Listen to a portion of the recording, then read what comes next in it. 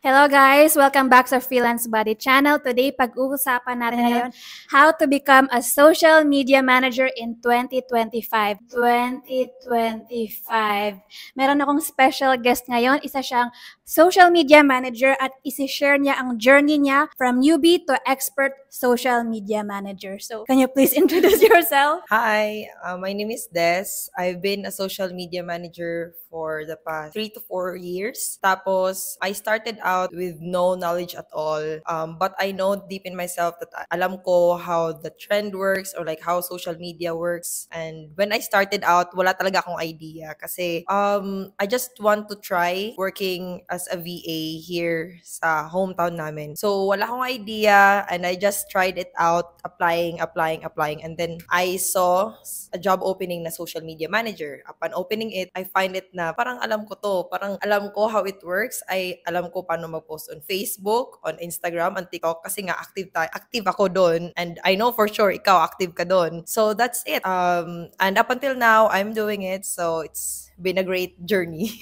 So pwede mo bang i-share ano ba ang social media manager? So, social media manager, actually, sa mga job openings, ang daming definition of social media manager. But for me, with my experience, social media manager is more on understanding the trend. From there, you understand the trend, then you will create content for your client, which is you will be scheduling content, you will edit the post, and you will create captions, put stories. After posting it, then you will also do analytics so that you will have an idea if tama ba yung ginawa mo o hindi. So basically, it's more on providing content for your customers or your clients in every social media platform that they are in. So ano ba ang mga common tasks at responsibilities ng isang social media manager? To make it simple, kasi sa mga job openings, when you see it, minsan kasi, if you have bigger clients, iba-iba ang nag-edit ng graphics, iba ang scriptwriter, iba ang copywriter, and then iba ang nag-edit ng video. But if you are starting out, basically, ang social media manager, the task of it is, you will create content. So, minsan, ikaw ang editor, ikaw ang graphic designer, and also, if you create content, ikaw din ang gagawa ng caption. So, next is posting. After mo ma-ideate ang mga content, you will be the one who will be posting it on social media platform na andun sila. Facebook, TikTok, Instagram. Second is story. Ikaw din gagawa nun. And then, after all the content making, after it is posted, gagawa ka rin ng analysis if the posting that you did worked or did not work. So, ganun yung to sum it up. Whole department. Oo, parang whole department. Marketing department. Pero if, yun nga, kung malalaki na mga company, iba-iba talaga. But if you're starting out, for sure, you want to get the most of it. And then, in the long run, you will thank yourself na nag-start ka dun because you will know the whole picture of social media as a whole. Kumusta naman ang demand ng isang social media manager or social media marketer? Sa opinion mo? Actually, it's really good as of now because we know na lahat ng tao is on social media na. So that means all businesses needs a social media manager. Even if, tapos to think ang daming businesses all over the Philippines, sa US, UK, Australia, and all over the world. And all those businesses need social media manager. Kasi nga, how could they find a customer if wala sila sa social media? So it's a good trend and it's a good start. Yeah, it's very high demand now. And for sure, for the next years, months, everything will be on social media. So go. So, yun. So, how to start ba without experience? So, fake it till you make it. That's what I did. Nung nag-start ako, wala akong experience talaga. Alam ko lang, magaling ako mag-edit, magaling akong gumawa ng content, and understand each client. So, what I did for me is, nag-apply ako sa online jobs. And then, I found the niche that I want, which is social media management. Then, way back, walang ChatGPT. But let's cut it off. This is what I'm doing also. What I did to myself is that gumawa ko ng cover letter. So, sa cover letter, first thing talaga na nilagay ko is, I am the best person for this position. Because, so yun, ilagay mo lang lahat. I understand the market, yung mga flowering words, and then with ChatGPT's help, ang easy na ng lahat. So, gumawa kayo ng cover letter. This is a pro tip na gawin nyo. Copy all the job openings, like yung description ng job opening. Paste it sa ChatGPT. Ilagay nyo, make me a cover letter for this job opening. Then, enter, make it competitive, and then use simple words. Kasi we don't want the one that we're applying to make, we don't want them na ma-feel na parang ChatGPT lang. So, use simple words, then enter. Voila, you have the best cover letter, and then paste mo lang doon. You could also say na wala kang job experience, but that's tricky. But again, as long as it is stated in the cover letter na magaling ka and you want to expand or explore, basta ang feel ko ang the best na ginawa ko is the opening line, I am the best person for this job. So, yun.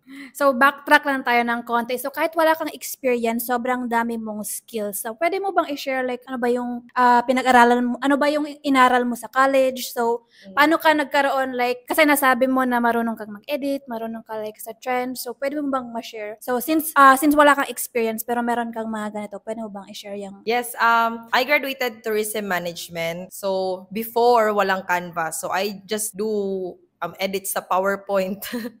So, ganun.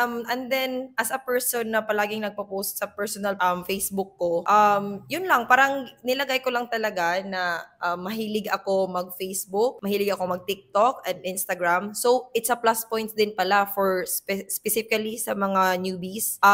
Tell them na you allot time each day to... na mataas ang screen time. Oh, tell in your cover letter, don't forget na ilagay mo na you allot each day at least 30 minutes to these platforms. So, because in that sense, alam nila na you understand the market. So, for example, in the job opening din, nilagay nila na need nila ng Instagram, Facebook, and TikTok. Kasi minsan din, may iba na LinkedIn lang, may iba Facebook. So, dapat importante na ilagay mo sa cover letter mo na you account each day at least 30 minutes to 1 hour of scrolling, a mindful scrolling on that specific platform so that they will have an idea na, oh, nga, may idea siya on how the Facebook works, on how TikTok works. So, it's one thing also, one magic sentence or words that will pop an idea to your client na alam mo ang need nila. Okay, so meron akong video na like tools to start your freelancing career. So ano ba yung mga kung gusto nilang maging social media manager, ano ba yung mga like beginner tools na masasuggest? So beginner tools, one is Canva. Tapos ang dami ng mga template kasi sa Canva. So that's the best hack. Aralin mo yung Canva. Number 2 is CapCut kasi minsan may social media manager na need mo mag-edit ng videos. And for me, CapCut is the best. Andun lahat. Tapos may mga templates na din. Number 3 is ChatGPT for content creation so that it will make your life easier for caption creating, tapos down to making a down to making a content calendar. ChatGPT is really helpful. So for me, for my 5 years total of experience, those 3 things are my go-to as a social media manager. So may tips ka ba paano mag-build ng portfolio ang isang newbie? Actually, nahirapan ako nung gumawa ko ng portfolio. But sa Wixsite ako gumawa kasi sa Wixsite may mga template na. I-change mo na lang yung picture. And it's so super easy talaga. Like, hindi na ako nag-Google how to do this or that. Pumunta lang ako sa Wixsite and then boom, may mga template na dun. So, but on your Wixsite, kung wala kang experience, since you're trying out things, mag-edit ka muna sa Canva ng mga sample. Like, for example, graphic design or like yung mga may quotes, anything na sa social media management, ilagay mo sa portfolio mo para naman alam ng mga client na, oh, marunong pala siya ng ganito. At if you're aiming for a social media manager na may a little bit of editing, try mo rin yung CapCut. Gawa ka ng 1 to 2 videos so that you could put that in your portfolio. Because in your portfolio, based on my experience, nagtry ako mag-apply sa online jobs ng may portfolio ako at walang portfolio. And then, those clients na in-applyan ko that I put my portfolio, nagre-reply talaga sila. So, it's a must-have for you to create portfolio. And at the same time, para rin may idea ka on how to edit on Canva, CapCut, and all those things. Okay. So, kanina na-share mo na yung paano ka nakakuha ng first client. Sinabi mo na, I am the best person for this job. Tas yung sa cover letter. So, meron ka pa bang ibang tips para makuha nila yung first client nila? I am the best person for this job. Second is yung i-copy-paste mo, yung job opening, and then lagay mo sa ChatGPT. And put your portfolio. For me, those are the 3 things na key elements on applying. Kasi if you articulate well, why are you the perfect person for this job? Like, for example, I am the perfect person for this job. After that, give them a reason why. So, yun na. Ilagay mo na parang you are mindfully scrolling on Facebook or Instagram, TikTok. You allow a specific time frame. Then, portfolio talaga. The best thing is portfolio din. Kasi kung walang portfolio, walang sample, di walang idea ang client. And lastly pala, so, because I am an online jobs PH lover, kasi may job title, may subject doon. So, you need to pop out among, imagine, ang dami nag-a-apply niyan. So, sa subject pa lang, dapat the best na. So, for example, the best social media manager with expert social media manager. Tapos, yung mga ganun na mga makakawaw talaga. But, at the same time, you should read the job description kasi minsan may mga nakalagay na you should put in the maglagay ka sa subject ng flower na word or something like that. So, follow all the instructions. So, ano ba yung mga common challenges ng isang social media manager? Marami. One Revisions? Revisions, yeah. Revisions is, grabe ang daming basta mga revisions kasi nga you put your time into it, diba? But you should be open for revisions kasi dyan din nakikita ng client na you are pursuing and you are open to things about that. But other than that, the challenge siguro to landing a job as a social media manager is the competition kasi ang dami nga nila. So you really need to be smart with the words that you use sa subject and sa first words kasi yun yung makikita nila sa email. Imagine, put yourself in the shoe sa client kung you are worth it to be hired. Another one is staying consistent as a social media manager kasi nga you need to be updated with the current trends. Minsan we just want to sit down, relax. Schedule na for the Oo. So I would say as a social media manager, you should really have allotted time for like break. Least kung day off talaga, don't do social media. And and also is if you're, for example, nag-start ka na social media manager, you should always level up yourself. Kasi, syempre, we want more clients.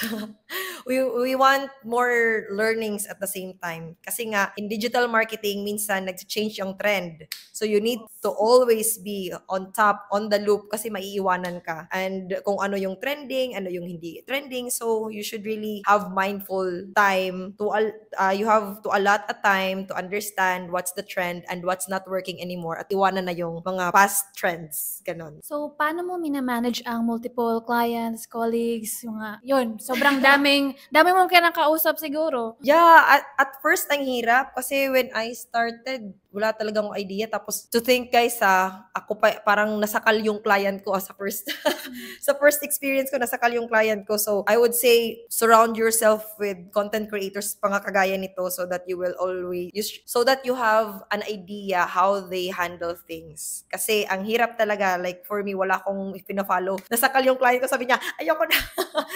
Ang dami ko nang dapat kasi sinasabi ko na, wala na tayong ma-post today. Oo, wala na tayong ma-post today. Tapos, we're out of content. So, parang ganun. So yeah, you should follow content creators who will tell you and advise you on what to do. But for me, just like, kaya subscribe. Kaya, for me, I always do time blocking. What works for me might work for you. But again, iba-iba yung klase ng tao kasi may iba na mas focus sila in the evening, may iba na mas focused sila in the morning. But for me, I work and my brain works so fast in the evening. So, yung mga client na ang hirap ng tasks ko, doon ko nakaschedule sila sa gabi. And then those clients na parang kaya ko lang, ang mabilis lang, doon ko sa time na parang slow yung brain ko. Sa afternoon naman. And then, yeah, it's finding out what time works best for you, what time na nag-function so much yung brain mo, then put the most out of it doon na specific time. So, side note lang guys, meron siyang cafe, meron pa siyang social media manager pa siya. Sobrang active pa ng social life nito. So, namin yung energy. Tularan niyo siya.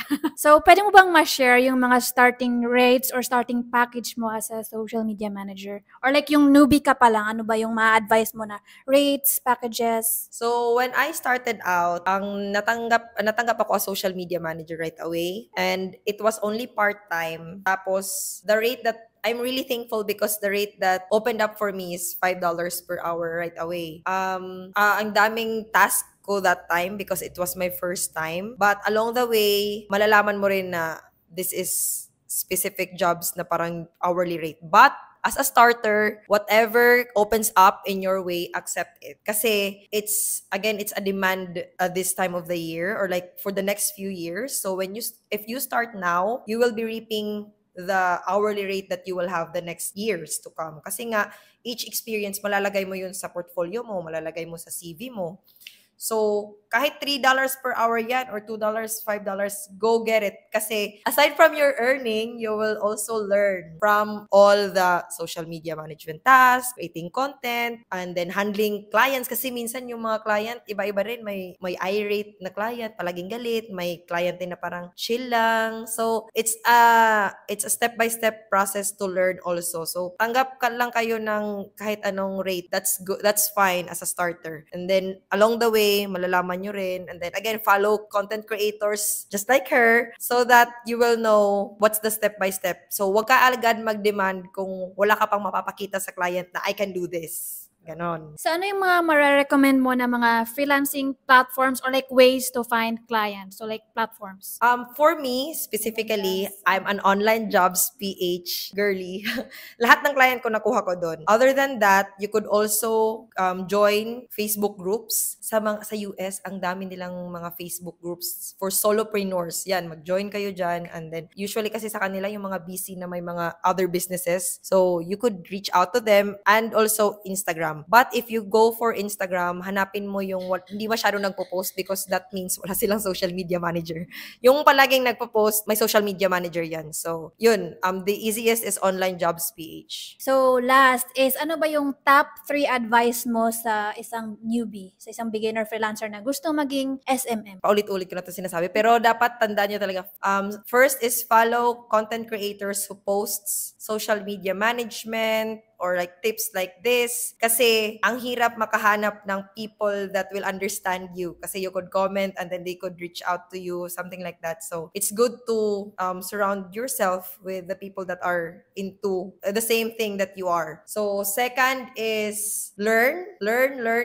Mag-try ka because kung hindi mo itatry, hindi ka makaka-learn. So try ka ng Canva, CapCut, and then ChatGPT para malaman mo at malagay mo sa portfolio mo and CV. Lastly is apply ng apply. Like minsan, hindi agad nagre-reply ang mga job openings kasi nga ang dami nag-a-apply. But keep on going. What I did for myself is that at least makaka-apply ako ng 10 job openings per day. Tapos, dapat hindi pare-pareho ang cover letter mo kasi each job opening is different. So, minsan dito, kailangan ng video editing.